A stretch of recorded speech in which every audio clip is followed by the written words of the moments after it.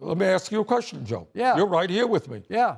Have you been on the floor of the Senate talking about the necessity, with pride, about cutting Social Security, cutting Medicare, cutting veterans programs? No. You never said that. No. I tried with Senator Grassley back in the 80s to freeze all government spending, including Social Security, including everything. Joe, let me repeat it again. I want you just to be straight with the American people.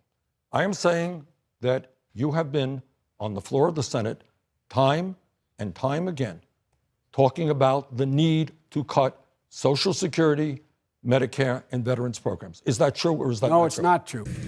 When I argued that we should freeze federal spending, I meant Social Security as well. I meant Medicare and Medicaid. I meant veterans benefits. I meant every single solitary thing in the government. And I not only tried it once, I tried it twice, I tried it a third time, and I tried it a fourth time. One more time. Were you on the floor time and time again, for whatever reason, talking about the need to cut Social Security and Medicare and veterans programs? No, I did not talk about the need to cut any of those programs. Senator, we have a deficit. We have Social Security and Medicare looming. The number of people on Social Security and Medicare is now 40 million people. It's going to be 80 million in 15 years. Would you consider looking at those programs, age of eligibility, Absolutely. cost of living, put it all on the table? The answer is absolutely, you have to.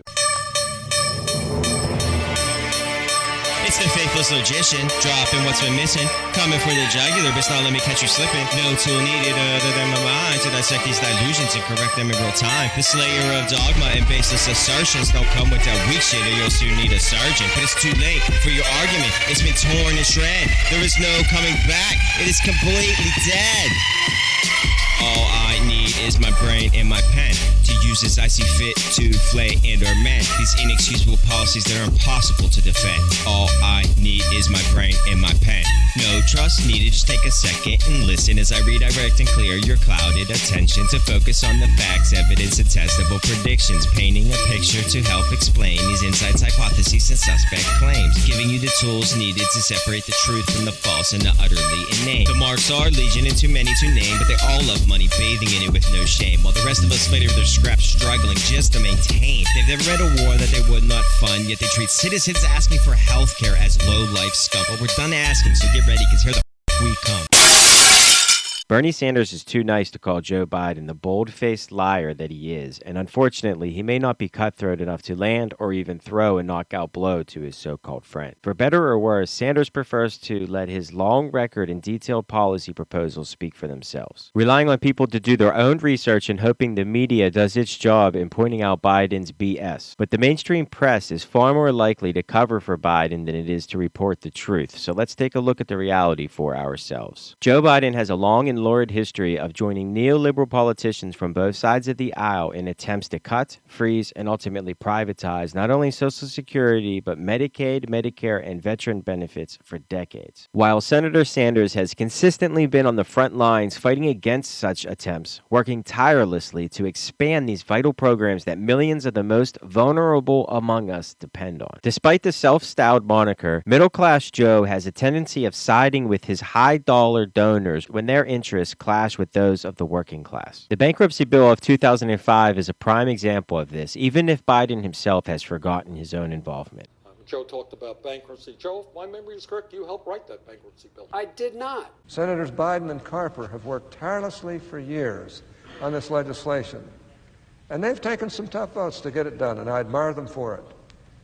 You would expect senators from Delaware, which is the corporate state, to do their best to get this bill through, but they did.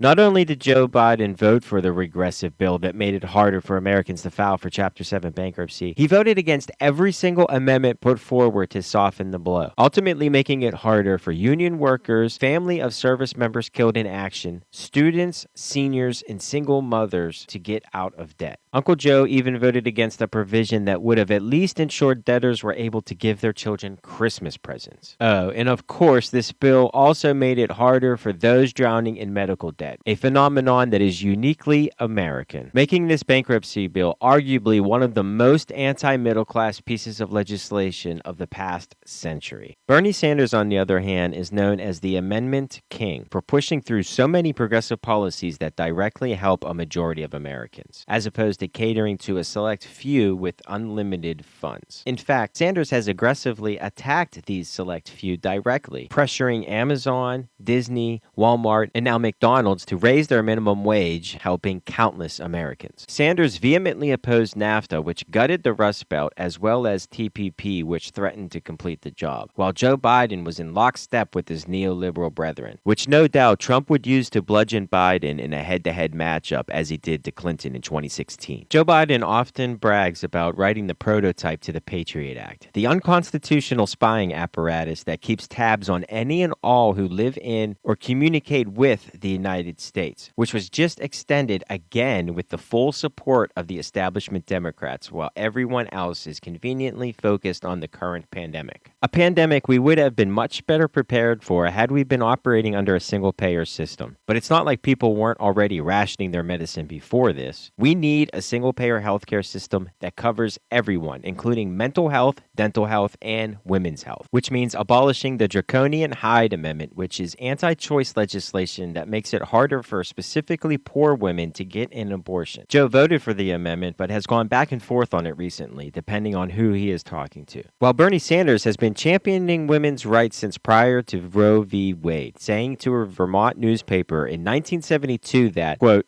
abortion procedures should only be a concern between a woman and her physician. In 1996, Sanders was again on the right side of history during a time when anti-gay sentiment was still the prevailing view. Unlike Biden, Bernie was one of the few to have the courage to vote against the homophobic Defense of Marriage Act known as DOMA, which sought to prohibit the scourge known as same-sex marriage. The Iraq War is another issue Biden loves to rewrite as he sees fit. Here he is recently speaking with Lawrence O'Donnell. You say that your vote on the Iraq War was based on the President Bush's representations that this wasn't about going to war. It was about presenting a clear, at least, threat to Saddam Hussein. Bernie Sanders says, I saw right through that. I was right. I knew what George Bush was up to. When we look back on it, can we say that Senator Sanders' judgment about that was better than yours? Look, the reason I voted the way I did was to try to prevent a war from happening because, remember, the threat was to go to war. The argument was because Saddam Hussein had weapons of mass destruction. So he said that I need to be able to get the Security Council to agree to send in inspectors to put pressure on Saddam to find out whether or not he's producing nuclear weapons. And at the time, I said, that's your reason. All right, I get it. That was the rationale was that's the way to not go to war because I didn't believe he had those nuclear weapons. I didn't believe he had those weapons of mass destruction. So now Biden is saying he never believed Saddam had weapons of mass destruction. Yet this clip from 1998 suggests otherwise. I think you and I believe, and many of us believe here, as long as Saddam's at the helm, there is no reasonable prospect you or any other inspector is ever going to be able to guarantee that we have rooted out, root and branch, the entirety of Saddam's program relative to weapons of mass destruction. And you and I both know, and all of us here really know, and it's the thing we have to face, that the only way we're going to get rid of Saddam Hussein is we're going to end up having to start it alone, and it's going to require guys like you in uniform to be back on foot in the desert taking taking Saddam down. You know it, and I know it. Even a year after the invasion, months after we learned the truth that there never were any WMDs, Biden was still passionately cheerleading the war. Some of my own party have said that it was a mistake to go to Iraq in the first place and believe that it's not worth the cost, whatever benefit may flow from our engagement in Iraq. But the cost of not acting against Saddam, I think, would have been much greater. And so is the cost, and so will be the cost, of not finishing this job. But some of Joe Biden's worst lies center around his involvement in the civil rights movement, or lack thereof. When I marched in the civil rights movement, I did not march with a 12-point program. I marched with tens of thousands of others to change attitudes. And we changed attitudes.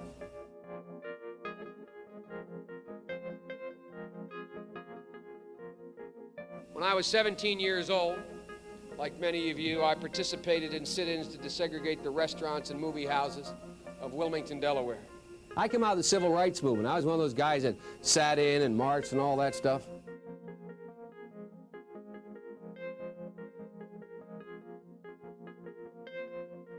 During the 60s, I was, in fact, very concerned about the civil rights movement. I was not an activist. I worked at an all-black swimming pool in the east side of Wilmington, Delaware. I was involved in what they were thinking, what they were feeling. I was involved, but I was not out marching. I was not down in Selma. I was not anywhere else. I was a suburbanite kid who got a dose of exposure to what was happening to black Americans when I'm in my own city.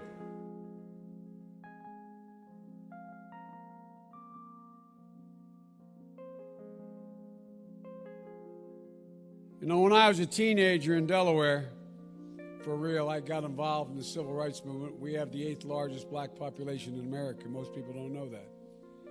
And I'd go to 8 o'clock Mass, then I'd go to Reverend Herring's church where we'd meet in order to organize and figure where we were going to go, whether we were going to desegregate the Rialto movie theater or what we were going to do. I got my education for real in the black church. And that's not hyperbole, it's a fact. But I got my education, Reverend Doc, in the black church. Not a joke.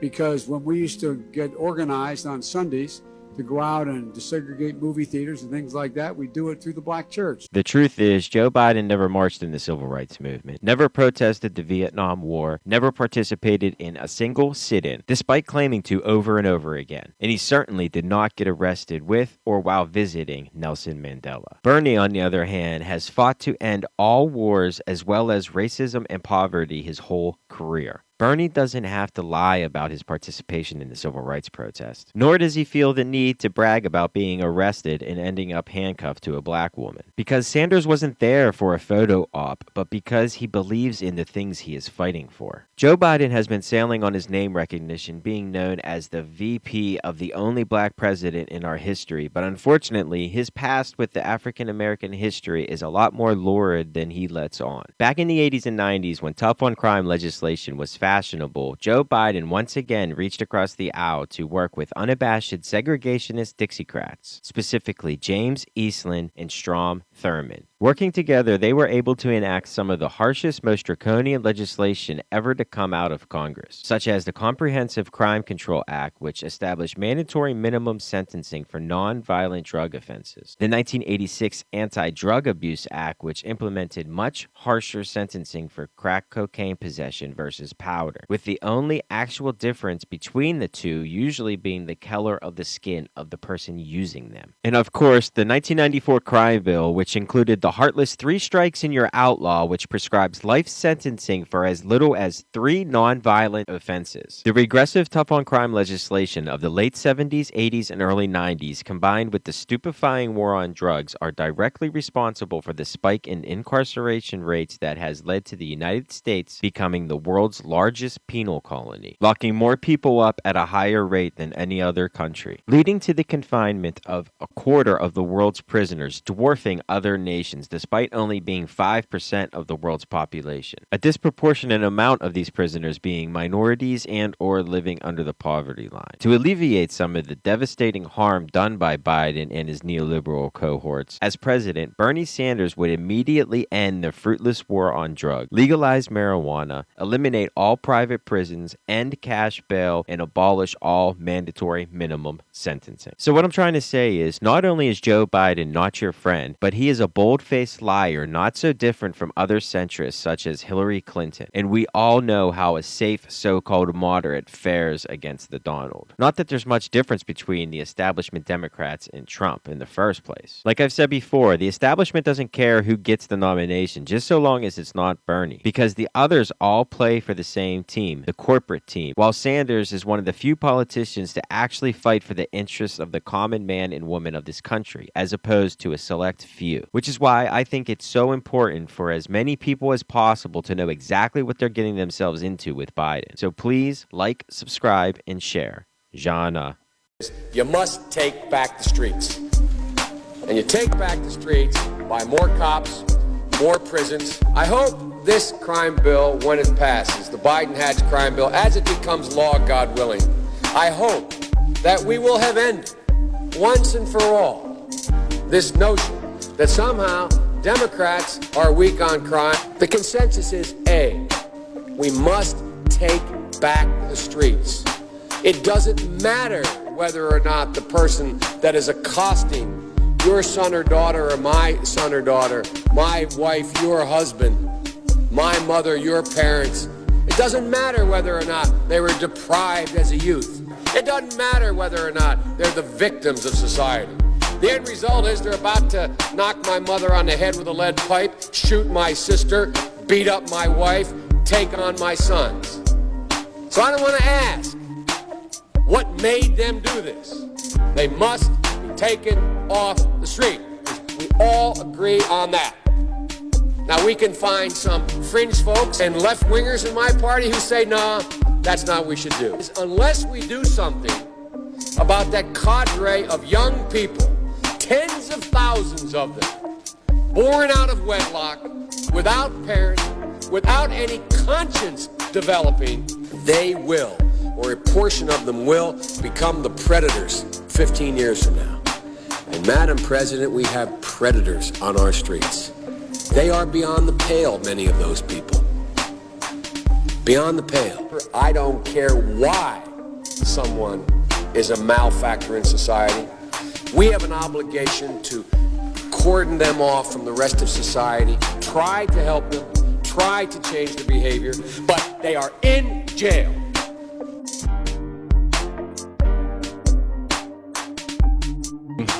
Mr. Speaker, I rise in strong opposition to this so-called crime prevention bill.